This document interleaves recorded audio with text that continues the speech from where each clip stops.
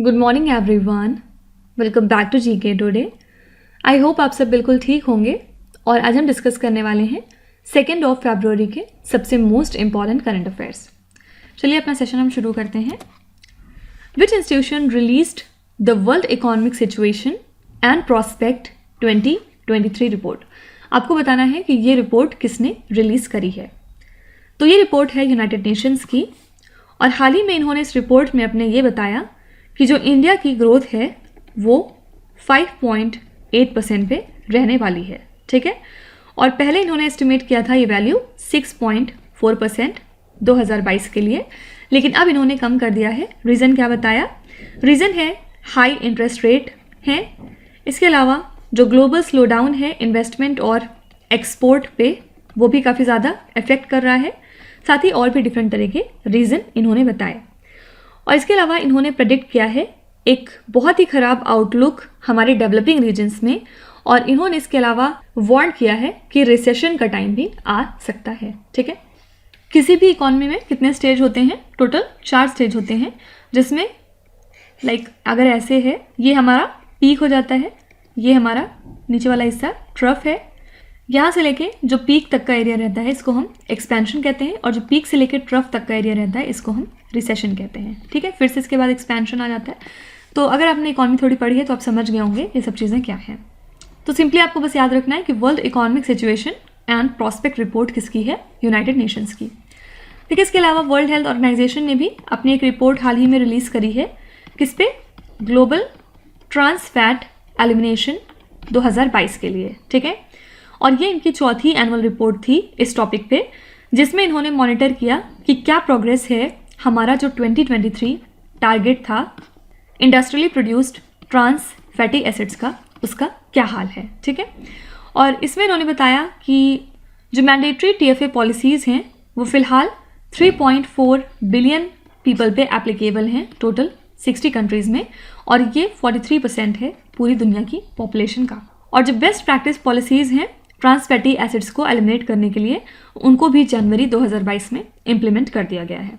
तो बस सिंपली आप याद रखिएगा कि अगर आपसे कोई पूछे कि कौन सी इंस्टीट्यूशन है जिसने एक रिपोर्ट जारी करी है ग्लोबल ट्रांस फैट एलिमिनेशन के ऊपर, तो ये है वर्ल्ड हेल्थ ऑर्गेनाइजेशन, ठीक है।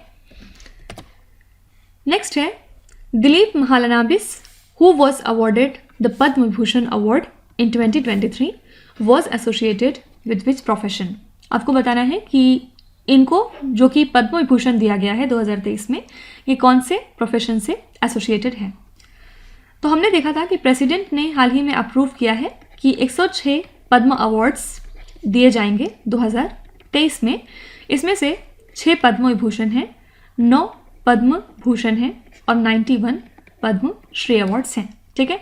ये डेटा काफ़ी ज़्यादा इंपॉर्टेंट है, ये वाला फिगर आपको याद होना चाहिए।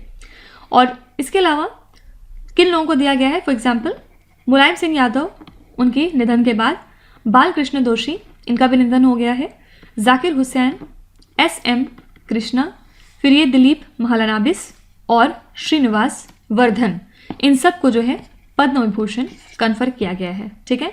और डॉक्टर दिलीप की बात करें तो इन्होंने बहुत सारी जानें बचाई थी during the outbreak of cholera 1971 में। 1971 में कॉलरा बहुत बुरी तरह फैल गया था और उसमें इन्होंने बहुत अच्छा अपना योगदान दिया था लोगों की जान बचाने में। और इसके अलावा ये पायनियर हैं ORS के। ORS क्या है? ओरल रिहाइड्रेशन सोल्यूशन, जो आप पीते हैं, ठीक है। तो याद रखिएगा ये एक डॉक्टर थे, फाइन। तो इस क्वेश्चन से आपको ये चीज़ ज़रूर याद रखनी है कि टोटल 106 पद्म अवार्ड डिस्ट्रीब्यूट किए गए हैं इस साल में, और इनका डिस्ट्रीब्यूशन किस तरह से है? 6, 9 और 91, ठीक है। नेक्स्ट है Odisha port city which was seen in the news recently is located in which country। आपको बताना है कि ये जो सिटी आजकल न्यूज़ में है ये कौन सी कंट्री में लाई करती है। तो ये जो पोर्ट सिटी ऑफ ओडिशा है ये लाई करती है यूक्रेन में, और हाल ही में इसको डेजिग्नेट किया है यूनेस्को ने as an endangered world heritage site, ठीक है। ऑल्दो रशिया बहुत ज़्यादा इस बात का अपोज कर रहा था, लेकिन फिर भी यूनेस्को ने इसको एंडेंजर्ड वर्ल्ड हेरिटेज साइट की लिस्ट में अपने ऐड कर लिया है। और ओडिशा को हम पर्ल ऑफ ब्लैक सी के नाम से भी जानते हैं, ठीक है। और जब से रशिया ने इन्वेट किया है यूक्रेन को, उसके बाद से बहुत बार इस साइट के ऊपर बॉम्ब भी डाला गया है। और 7 अदर साइट हैं यूक्रेन से जिनको कि यूनेस्को वर्ल्ड हेरिटेज साइट में इंक्लूड किया गया है। इसमें जो है एक चर्च भी आता है जो कि है सेंट सोफिया कैथेड्रल और ये है कीव में। साथ ही एक historic centre of western city of live भी है जिसको कि इन्होंने अपनी वर्ल्ड हेरिटेज साइट में इंक्लूड करा हुआ है। तो याद रखिएगा ओडिशा पोर्ट सिटी कहाँ पे लाई करता है, तो ये है यूक्रेन में। नेक्स्ट है after China which is the second country in the world to start the trade +1 settlement cycle. China के बाद आपसे पूछ रहे हैं कि पूरी दुनिया में दूसरी कौन सी कंट्री है जो ट्रेड +1 सेटलमेंट साइकिल को इनिशिएट करने वाली है। तो चाइना के बाद अब इंडिया जो है सेकेंड कंट्री है जो कि ट्रेड +1 सेटलमेंट साइकिल को स्टार्ट करेगी अपने टॉप लिस्टेड सिक्योरिटीज़ में। ठीक है, एम क्या है? ऑपरेशनल एफिशिएंसी को लाना, फास्ट तरीके से फंड रेमिटेंसेस को कंडक्ट करना, इसके अलावा जो स्टॉक मार्केट पार्टिसिपेंट्स हैं उनके लिए ईज क्रिएट करना। ठीक है, 2001 तक जो स्टॉक मार्केट थे उनका वीकली सेटलमेंट साइकिल रहा करता था। उसके बाद ये मार्केट्स जो है रोलिंग सेटलमेंट साइकिल की तरफ मूव करने लगे T+3 के, और फाइनली T+2 हमने अडॉप्ट किया 2003 में, और अब फाइनली T+1 हमने अडॉप्ट कर लिया है। ठीक है, तो सिंपली 2 बातें याद रखिएगा कि फर्स्ट कंट्री कौन सी है पूरी दुनिया में जिसने T+1 सेटलमेंट साइकिल स्टार्ट किया था, तो ये कंट्री है चाइना, और अब सेकेंड हो चुकी है इंडिया। ठीक है, नेक्स्ट है विच union ministry has proposed the issuance of tax paid green bonds. कौन सी यूनियन मिनिस्ट्री है जो कि टैक्स पेड ग्रीन बॉन्ड्स को इशू करेगी? ये है इंडिया की यूनियन पावर मिनिस्ट्री। इन्होंने प्रपोज किया है कि कुछ पावर फाइनेंसिंग कंपनीज को अलाउ किया जाएगा कि वो इशू करें टैक्स पेड ग्रीन बॉन्ड। ठीक है, इसमें आती है हमारी PFC power finance corporation, REC limited और Indian renewable energy development agency. तो पावर मिनिस्ट्री ने प्रपोज किया है कि PFC को हमें नोडल एजेंसी बनाना चाहिए। किस पर्पज़ के लिए? फॉर क्लाइमेट फाइनेंसिंग, ताकि चीप फाइनेंस अवेलेबल किया जा सके फ्रॉम मल्टीलेटरल एजेंसीज। ठीक है, तो याद रखिएगा टैक्स पेड ग्रीन बॉन्ड से कौन सी मिनिस्ट्री एसोसिएटेड है? ये है मिनिस्ट्री ऑफ पावर। लेकिन इसके अलावा अगर आपने सुना हो वीर गाथा प्रोजेक्ट के बारे में, तो इससे कौन सी 2 मिनिस्ट्रीज एसोसिएटेड है? तो मिनिस्ट्री ऑफ डिफेंस ने इसको ऑर्गेनाइज किया था मिनिस्ट्री ऑफ एजुकेशन के साथ कोलैबोरेट करके। ठीक है, और इस प्रोजेक्ट में जो स्कूल स्टूडेंट्स हैं उनको मोटिवेट किया गया कि वो डिफरेंट तरह के प्रोजेक्ट और एक्टिविटीज़ में हिस्सा लें जो कि बेस्ड होते हैं ऑन गैलेंट्री अवार्ड विनर्स। ठीक है, और वीर गाथा एडिशन जो फर्स्ट था उसको अटेंड किया था 8 लाख स्टूडेंट्स ने पिछले साल, और इस साल जो नंबर ऑफ एंट्रीज हैं इसमें वो 19 लाख से भी ऊपर है। ठीक है, सिंपली आपसे पूछा जा सकता है कि वीर गाथा प्रोजेक्ट से कौन सी 2 मिनिस्ट्रीज रिलेटेड हैं? ये है मिनिस्ट्री ऑफ डिफेंस और मिनिस्ट्री ऑफ एजुकेशन। नेक्स्ट है विच सिटी होस्टेड द कृषि महोत्सव एग्जीबिशन एंड ट्रेनिंग प्रोग्राम। आपको बताना है कि कौन सी सिटी ने इस प्रोग्राम को होस्ट किया। तो जो मेगा कृषि महोत्सव है इस प्रोग्राम को हाल ही में कंक्लूड किया गया है कोटा राजस्थान में, और इसको ऑर्गेनाइज किया हमारी union ministry of agriculture and farmers welfare ने। इसको अटेंड किया थाउजेंड्स ऑफ फार्मर्स ने, जिसमें हमारे लोकसभा स्पीकर ओम बिरला भी मौजूद और हमारे union agriculture and farmer welfare minister Narendra Singh Tomar भी मौजूद थे। ठीक है, तो याद रखिएगा कृषि महोत्सव के लिए होस्ट कौन सी सिटी है? यह है कोटा।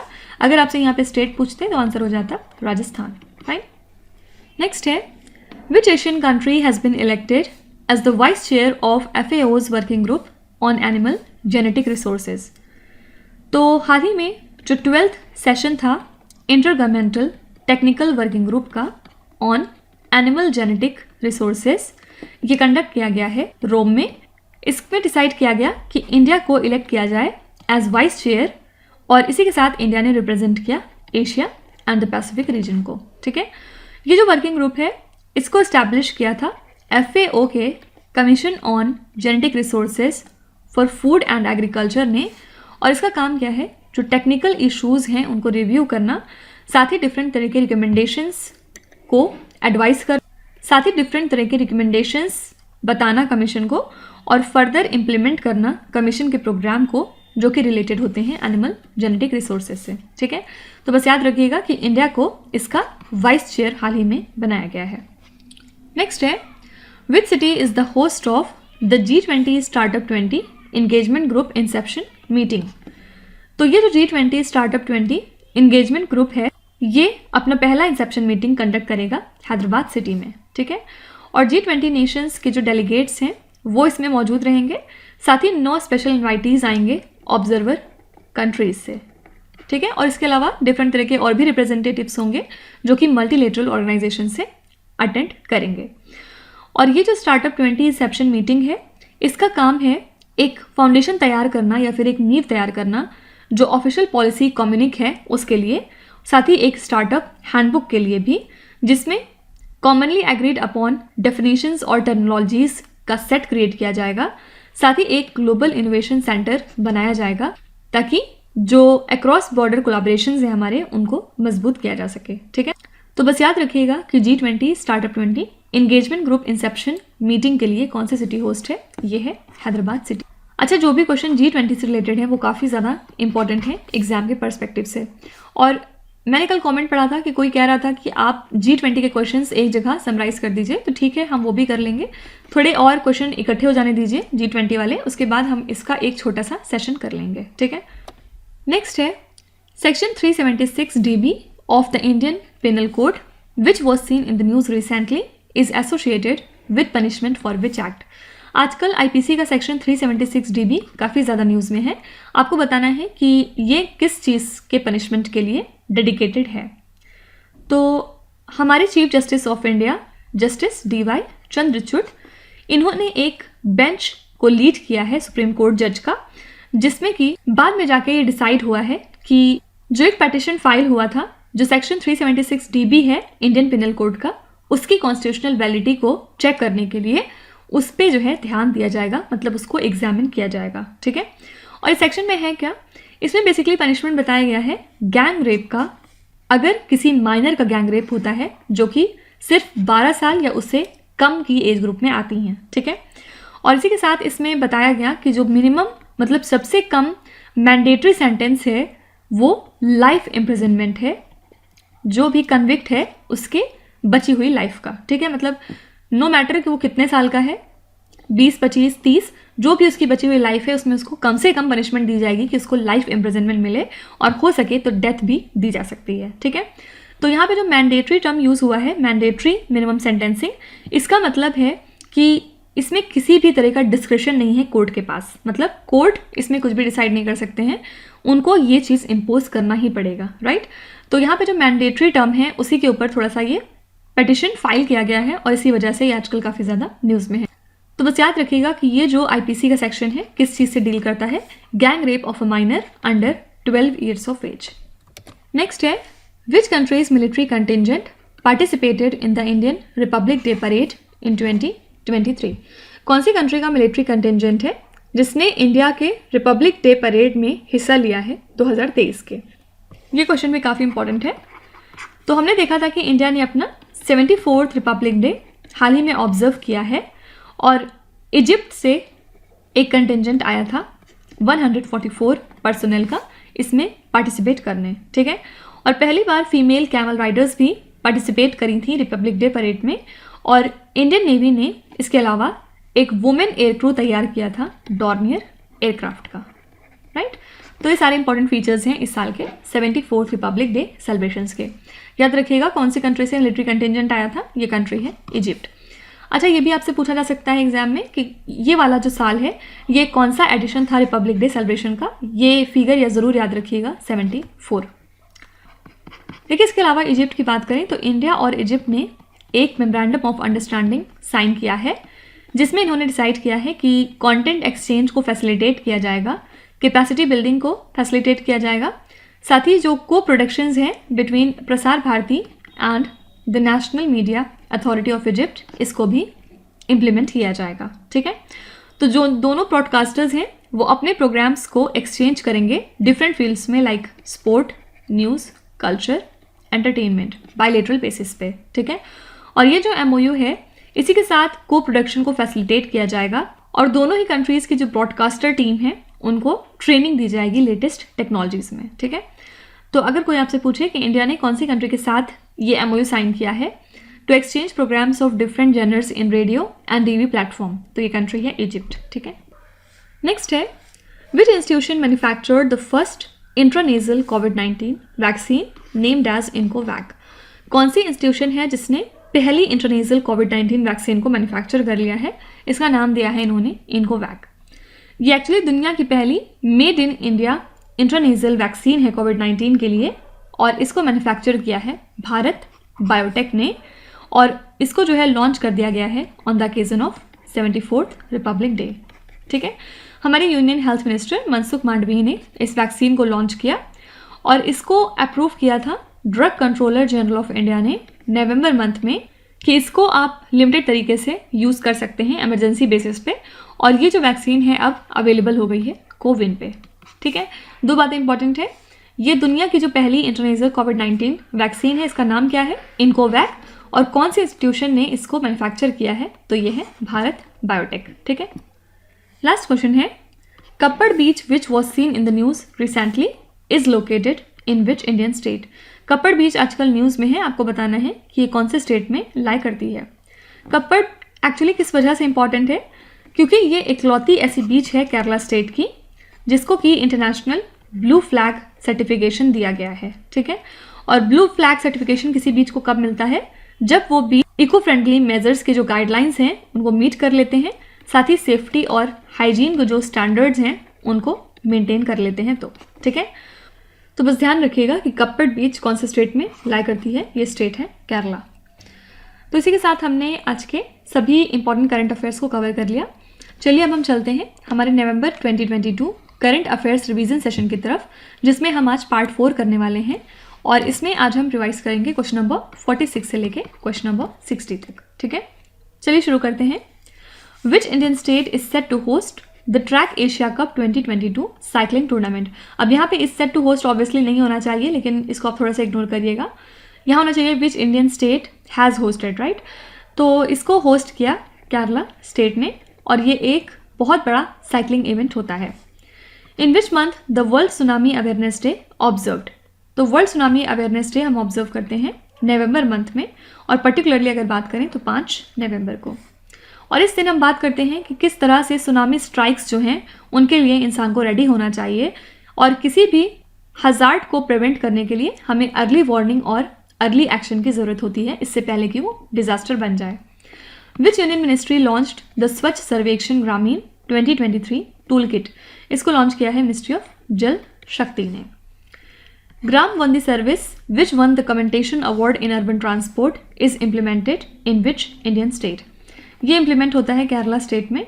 ग्राम बंदी सर्विस जो है ये केरला रोड ट्रांसपोर्ट कॉरपोरेशन की है, और इसने हाल ही में national commendation award in urban transport जीता था।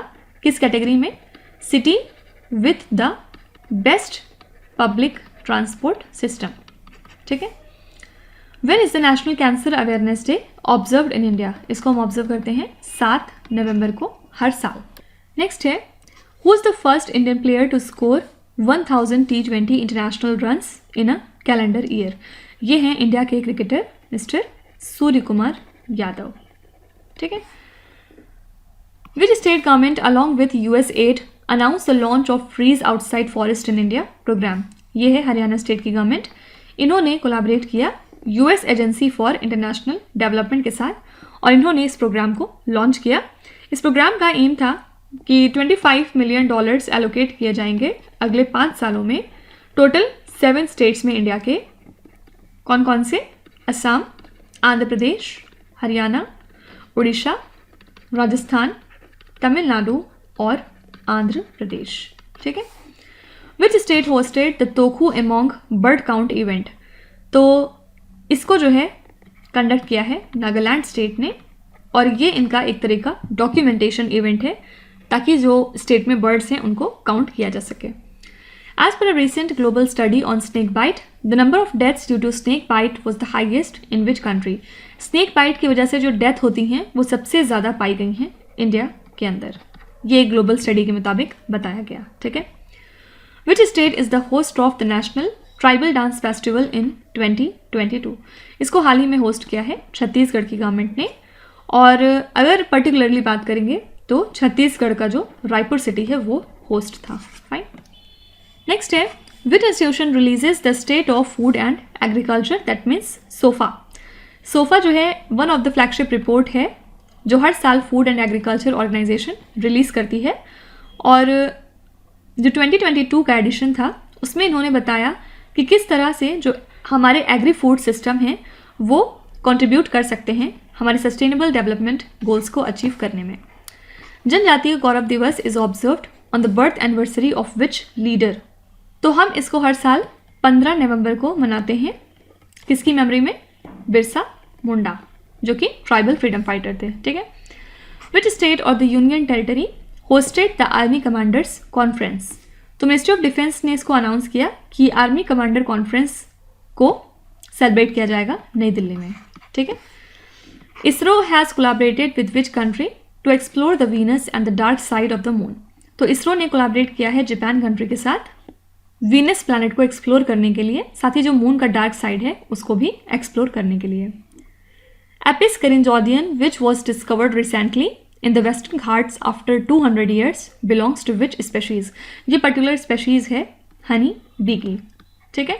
और इसका कॉमन नेम होता है इंडियन ब्लैक हनी बी. और जो लास्ट हनी बी थी जिसको कि इंडिया से डिस्कवर किया गया था उसका नाम था एपिस इंडिका. और इसको कब फाइंड आउट किया गया था? 1798 में. ठीक है. तो ये थे हमारे नेक्स्ट 15 क्वेश्चंस नवंबर मंथ से, जो कि काफ़ी ज़्यादा इंपॉर्टेंट है और एग्जाम के परस्पेक्टिव से तो बहुत ज़्यादा रेलिवेंट है. ठीक है. इनको ध्यान में रखिएगा. कल हम इसको कंटिन्यू करेंगे क्वेश्चन नंबर 61 से लेके क्वेश्चन नंबर 75 तक, और बहुत जल्द हम 240 तक पहुंच जाएंगे. उसके बाद मैं सोच रही हूँ पहले हम लोग जनवरी मंथ का कवर कर लेंगे रिवीजन सेशन, और उसके बाद फिर हम लोग और पीछे चलेंगे. ठीक है. तो अच्छे से पढ़ते रहिए और आप ज़रूर कमेंट्स में अपना फीडबैक लिखा करिए कि आपको ये सेशन कैसा लग रहा है. ये हमारे लिए एज अ मोटिवेशन काम करता है क्योंकि. चलिए अब आपके क्विज की तरफ चलते हैं. ये 5 क्वेश्चंस हैं जिनको आपको ध्यान से पढ़ना है और इसका जवाब आपको कमेंट्स में लिखना है. तो यहाँ पे वीडियो को पॉज करके एक एक करके ध्यान से क्वेश्चन को पढ़िए. जो भी आपको आते हैं वेल एंड गुड, और जो नहीं आते कोई भी बात नहीं. विथ टाइम डेफिनेटली आपका स्कोर इम्प्रूव करेगा. बस आपको कंसिस्टेंट और परसिस्टेंट रहने की ज़रूरत है. So that's it for today. I hope you have like the session. आज का सेशन आपको कैसा लगा ज़रूर बताइएगा कमेंट्स में. साथ ही साथ आपका कोई भी रिव्यू है, फीडबैक है या फिर सजेशन है तो वो भी आप हमें बता सकते हैं.